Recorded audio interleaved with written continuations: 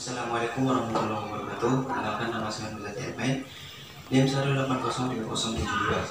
Jadi di video kali ini saya akan membahas tentang penata fisioterapi pada kasus atletesis. Dan di video ini juga merupakan untuk memenuhi tugas. Jadi kita akan membahas sedikit teori tentang atletesis, apa itu atletesis dan penyebabnya apa. Masuk saja ke video. Baiklah, masuk ke materi pembahasan. Jadi atletesis adalah kolapsnya paru-paru atau alveolus yang tidak mengandung udara sehingga tidak dapat ikut serta di dalam pertukaran gas. Kondisi ini mengakibatkan penurunan luas permukaan yang tersedia untuk proses difusi dan kecepatan pernafasan menjadi berkurang. Menurut Elizabeth J. Crowin 2009. Untuk etiologi terbagi menjadi dua. Yang pertama, obstruktif. Sebab utama dari atletesis adalah penyumbatan sebuah bronkus. Penyumbatan bisa disebabkan oleh adanya gumpalan lendir, tumor, atau benda asing yang terhisap oleh bronkus. Jika saluran pernapasan tersumbat, udara di dalam alveoli akan terserap ke dalam aliran darah, sehingga alveoli akan mengkerut dan memadat. Jaringan paru-paru yang mengkerut biasanya terisi dengan sel darah, serum, lendir, dan kemudian akan mengalami infeksi. Nah, inilah yang menyebabkan sekret yang berupa mukus menjadi menumpuk. Untuk etiologi non-obstruktifnya, yang pertama pneumotoraks, tumor, kelenjar getah bening, pembiusan atau anestesi pembedahan, tirah baring lama tanpa perubahan posisi, pernafasan dangkal, dan penyakit paru-paru. Masuk ke tahap pemeriksaan umum. Pada pemeriksaan umum terdapat anamnesis yang isinya biodata pasien. Nama Tuan Hardiansah, umur 19 tahun, alamat Gegelang Lauk, jenis kelamin laki-laki, agama Islam, diagnosa medis atletesis, pekerjaan sopir, hobi main games. Di sini dapat dilihat riwayat lengkap perjalanan penyakit pasien, mulai dari keluhan utama, riwayat penyakit sekarang, riwayat penyakit dahulu, sampai dengan riwayat penyakit keluarga. Pemeriksaan selanjutnya adalah pemeriksaan vital sign, terdiri dari tekanan darah, nadi, suhu, dan respirasi. Yang pertama adalah pengukuran tekanan darah.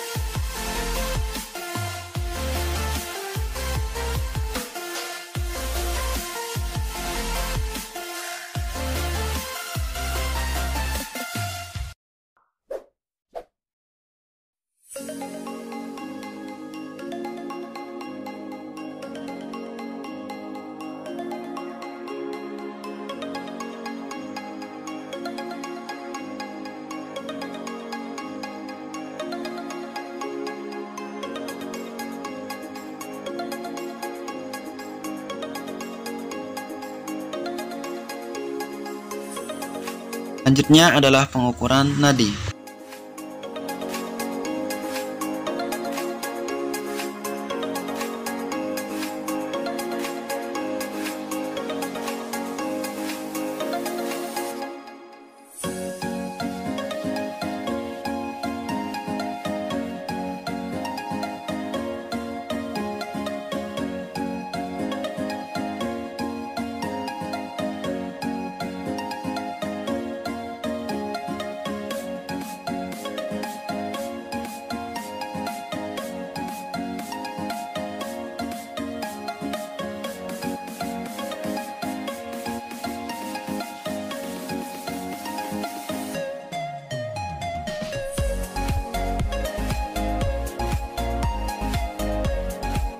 Dan berikut hasil dari pemeriksaan tanda-tanda vital.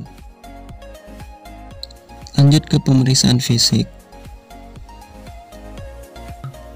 Inspeksi. Hasil dari inspeksi adalah tingkat kesadaran pasien masih normal, bola mata tidak terdapat kekuningan, mulut pasien terbuka saat mengeluarkan nafas, terdapat elevasi shoulder akibat hipertrofi otot aksesori saat bernafas.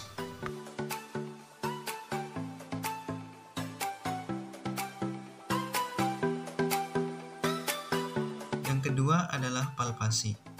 Yang pertama, cek ekspansi upper lobus. Pasien dalam posisi duduk, kemudian terapis di hadapannya, lalu tempatkan kedua ujung thumb pada mid sterna, sedangkan jari-jari yang lain mengarah ke klavikula. Lalu, anjurkan pasien untuk melakukan inspirasi dan ekspirasi secara maksimal. Hasil gerakannya adalah anterocranial simetris.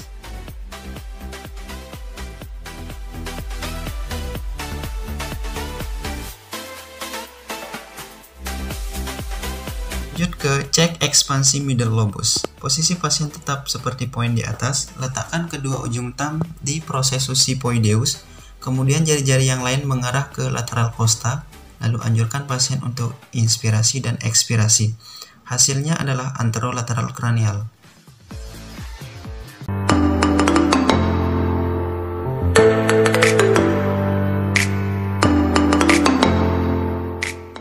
Terakhir, cek ekspansi lower lobus. Posisi pasien masih duduk, kemudian letakkan kedua tangan di arah abdomen, lalu pasien dianjurkan untuk melakukan inspirasi dan ekspirasi. Hasil gerakannya adalah anterolateral simetris. Adalah pemeriksaan auskultasi dengan cara menggunakan stetoskop untuk mendengarkan pola napas dengan cara indirect seperti ini.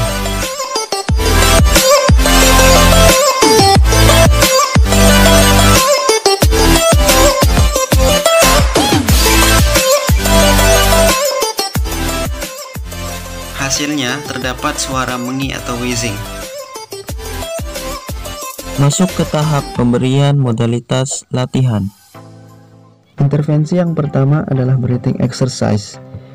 Caranya, palpasi pada diafragma pasien, kemudian satu tangan lagi di dada, kemudian anjurkan pasien untuk menarik nafas menggunakan diafragma, dan pastikan di area dada tidak ada gerakan.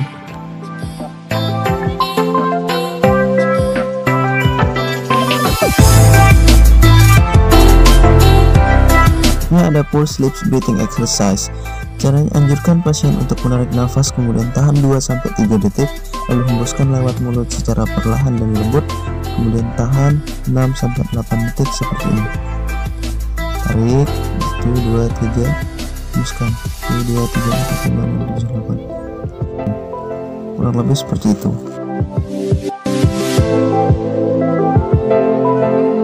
Kemudian ada postural drainase.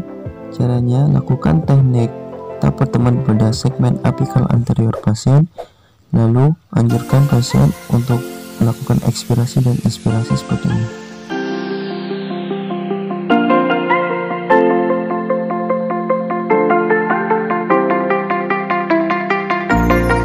Next ada latihan batuk efektif.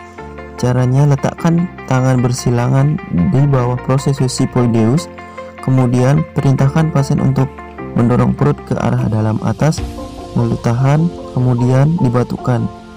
Contohnya seperti ini.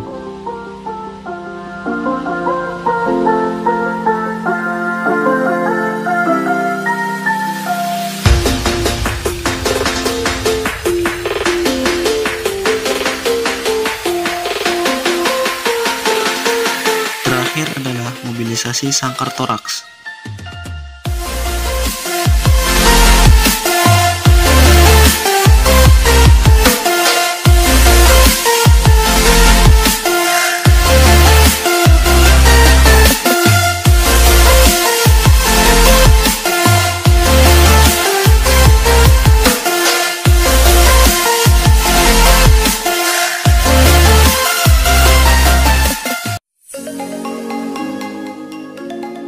Yang terakhir adalah evaluasi. Hasilnya, sesak nafas dan nyeri dada mulai berkurang, otot-otot aksesoris pernafasan tidak lagi mengalami spasme dan hipertrofi, tidak nampak lagi kelainan postur seperti elevasi dan protraksi pada shoulder, sekresi mukus pada lobus atas kanan segmen apikal anterior berkurang, dan batuk menjadi efisien.